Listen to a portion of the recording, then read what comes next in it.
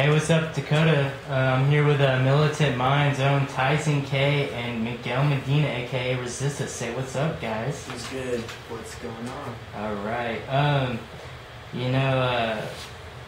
want to learn about y'all. I really appreciate you guys coming down here and everything. First let's start off with your childhood experiences. Describe to me your influences and who you admired growing up as musicians and revolutionaries. Starting from you. You know what? I just gotta say that the first rapper I actually listened to was SPM. It was whenever I was really little, vaguely remember it. It's just growing up and learning a lot more in life, the experiences you go through and the music you listen to. It's definitely, now I think it's gone from SPM to Talib Kweli. My first, I could say, real hip-hop album I listened to was The Beautiful Struggle by Talib Kweli, and I fell in love. And I knew, SPM, listened to it, but I think I definitely found my voice through the real hip-hop, underground hip-hop. All right, how about you, Resista? Man, shoot. My first hip hop influence, I'd say that really just drove me to do this and speak my mind. I would have to just say Immortal Technique, hands down. My whole revolutionary thought, everything that I stand for now. I have to thank that guy. I got to commend him for that because his music is what really woke me up to what was really going on in the world today, you know what I'm saying?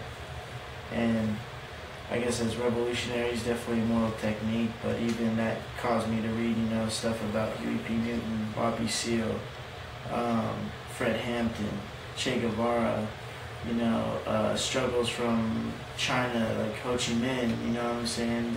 And then even Russia, with the Marxists and things like that. It's just like, in Egypt and Africa, revolutions are part of every culture.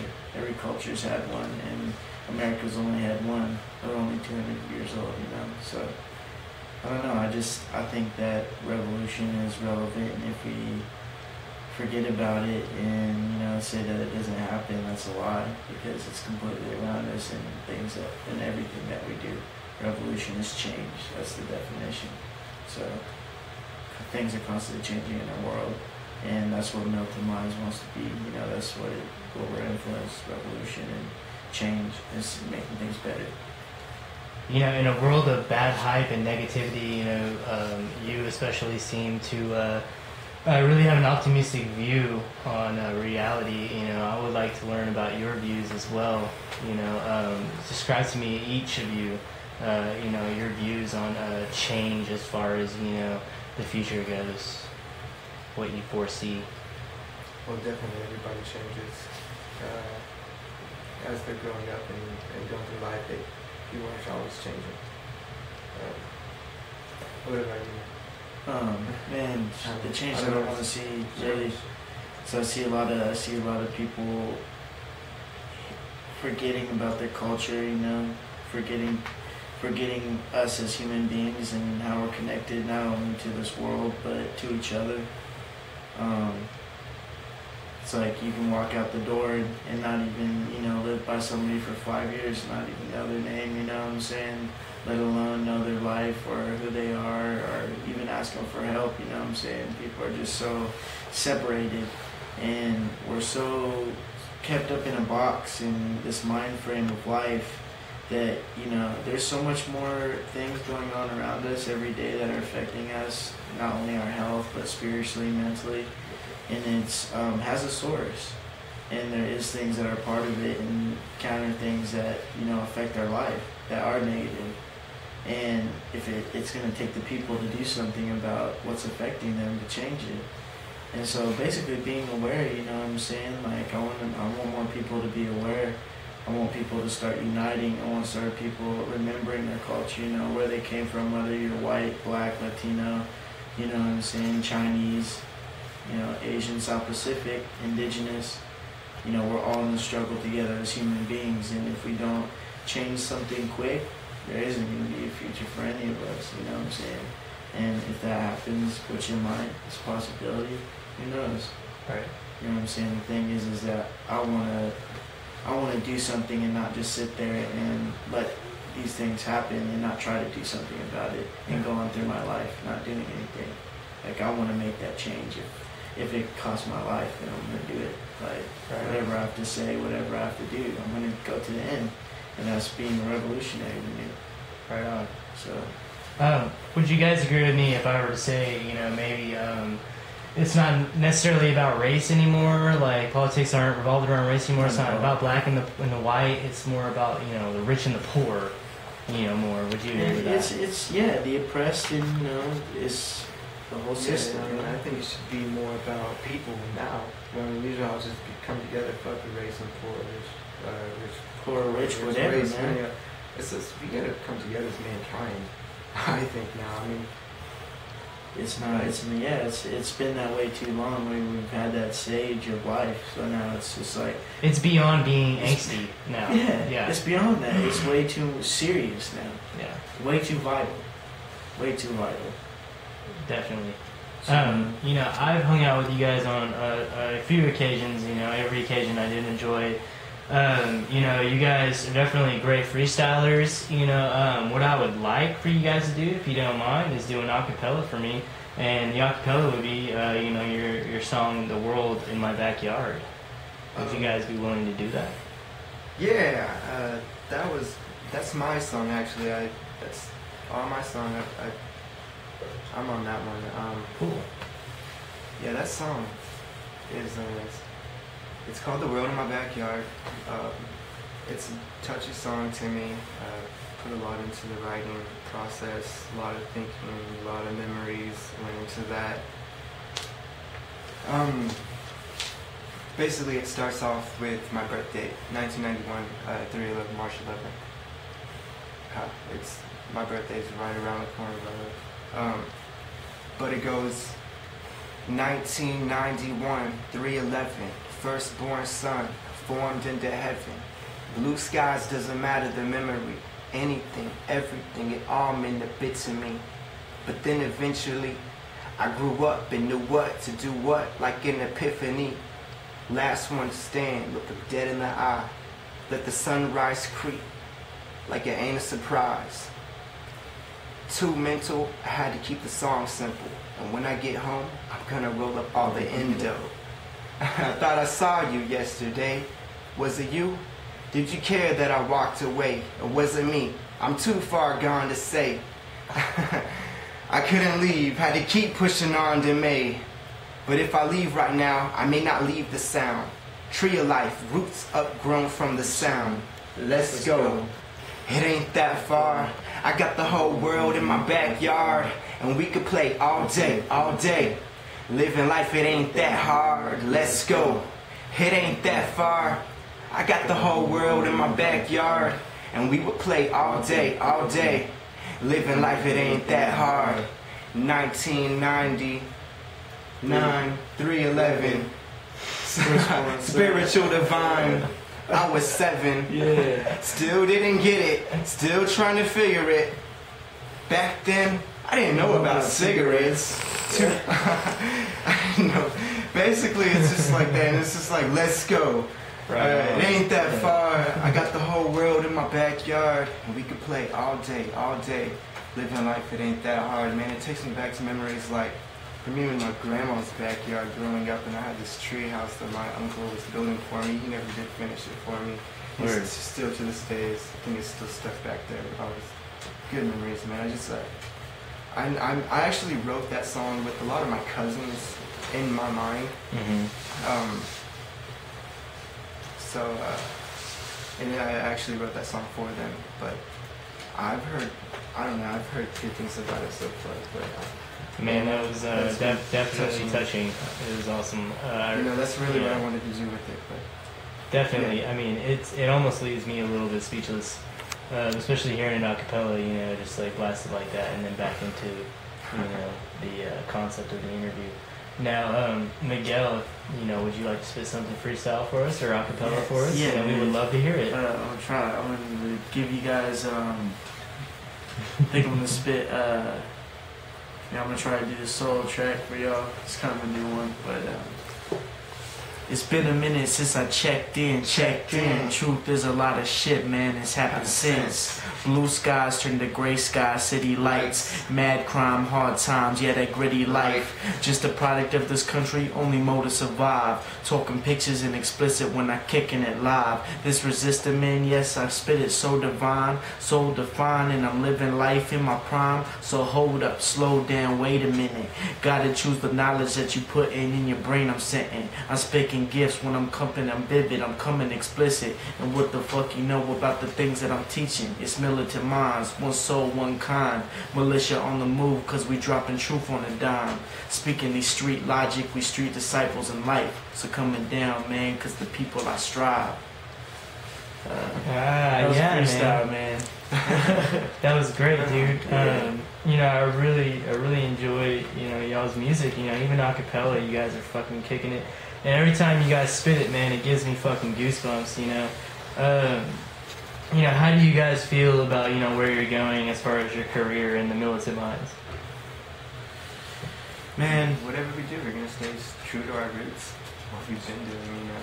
Straight up. If we stay in the same spot of what started and whatever, you know, that's cool with us. But you know. Yeah, pretty much, man. We're not really about the fame and hype of it.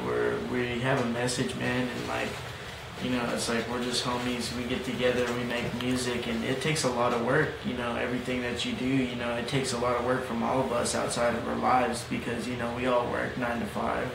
You know what I'm saying? So we all struggle and strive with everyday life, and we come together and we make this music is because it's such a passion for us, and it's like, you know, we don't have anything else, and, you know, we never grew up with everything. Like, we never had anything, you know, we had a comfortable house, you know, overhead, and that's what we were thankful for. Right. That's what we were taught to be thankful for, you know what I'm saying? It's like, you know, we all come from some of the same backgrounds and, you know, some gritty backgrounds. It's like, you know, my family ain't perfect. None of us are perfect, and like, you know, I'm not perfect by no means, but I just want to see change in the world. And is your family proud of you right now? My family, yeah. My mom's totally supportive of me, you know what I'm saying? She's been there for me ever since, bought me my first guitar. I play guitar, you know, I've been in bands before and did shows with that, so that's been my first experience. Well, tell me about that, man. Tell me about the bands that you've been in. Man, I was in like some like rock music and stuff like that, some metal music, which was cool. It was cool back then, and like it's like what I was into. I was into hardcore punk, you know what I'm saying? Like Terror and freaking, you know, listening to like Hatebreed and shit, like, you know, Minor Threat, Black Flag, Bad Brains, you know, shit like that, dude, like punk music. And then I got into metal and skateboarded, you know what I'm saying? I was skateboarding, listening to Cradle of Filth, Killswitch Engage. That's probably around the time that you met me. Yeah, so, you know, just doing all that stuff, and then, but I've always kind of had a love for reggae and hip hop, like. Yeah, for sure. And I got introduced to hip hop a little later, but reggae, you know, I remember my sister playing reggae, showing me Sublime for the first time when I was like 8 years old, hearing her smoke 2 joints, and I was just like blown away. Yeah. Like, that was the first Sublime song that I ever listened to. Just from the sample to the end of the song, I was just like, man, I'm digging this for sure. Guitar. There's not a Sublime song known to man that I know by heart, honestly. Right, yeah, I can sing every one of them almost, you know? Yeah. And so that's kind of how my love, and my mom, you know, she grew up in the house, we listened to Jimi Hendrix and, you know, the Beatles, Neil Young and stuff like that, so just like all kinds of different music backgrounds. And family members of mine have played, they played a lot of music. There are a lot of musicians in my family. You know, not very successful or anything like that, but they've just always been music in my house, always in my ear. My dad was a disc jockey, you know, DJ'd for mariachis and did like Mexican parties and stuff, so it's just kind of like stuff like that, man. Awesome. So always had a musical background for sure. And my sister, she plays music. So explain to me, the both of you, your ethnicity and, you know, where you come from as far as your roots go. I guess I'll start that off. Half white, half Mexican. My father was Hispanic side and my mother was the white side. Grew up with my mom, so I was exposed to a lot of I was exposed to a lot of different cultures, you know, going back and forth, seeing my grandma and living with my mom at the time. But yeah, that's where I come from. Mexican, halfway. Okay. Awesome. And then, man, Chicano, straight up, dude, that's what I am, you know what I'm saying? My dad's Mexican. He's got my 3 brothers, Alberto, Alejandro, Luis, and, yeah, man, pretty much that. And then he's got a wife, Esmeralda, and then my mom, she's white, and she's Irish and Indian. And pretty much that's what I am. How did you end up in Hawaii, if I may ask? I have a sister down there, my sister Harmony. Shout out to Harmony Harwell. She helped me out when I got down there, and you know showed me the way of the island. And I used to go down there when I was little, because she left when she was about 18, my age, or not my age now, but when I left. She was around 18, 19, and no, yeah, she showed me everything, man. She gave me a place to stay, you know, and got me my job down there, hooked me up, you know, big time, Mahalos, you know what I'm saying? And then I met a lot of cool friends down there. Shout out to Nick Mossman, 808 Pride, you know what I'm saying? Shout out to Swanee, shout out to the Sam Matola, Eli Matola, shout out to Makana, BJ. You know what I'm saying? All the homies down there. Shout out to the Big Al family. But pretty much I just wanted to go down there, man, and live. And that's what I did. I went down there and I struggled and, you know, got my car stolen.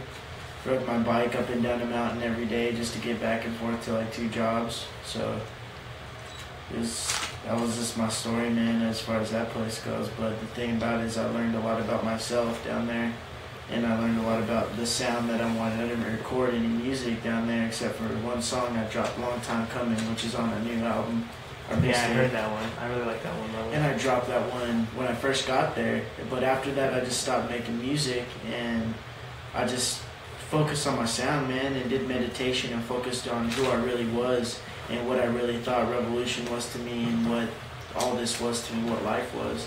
And it, you know, life talked back, man, and definitely showed me what I needed to do as far as like almost like a vision kind of like what I really needed to do and what my heart wanted me to do. For sure. And that place is mystical, you know. Hawaii is a place of ancient history. Do you miss it? Oh, I miss it every day, you know what I'm saying? There's nothing, that's my place on earth, like, there's no place like that, you know? And actually, it was on Kauai, this the island, Garden Island. It's just very beautiful, man. It's a very ancient and just mystical place, and you get lost in it. Is there anyone in Hawaii you wish to give a shout out to? Yeah, I pretty much just gave them all a shout out. Just all my whole family down there. John Morris, you know what I'm saying?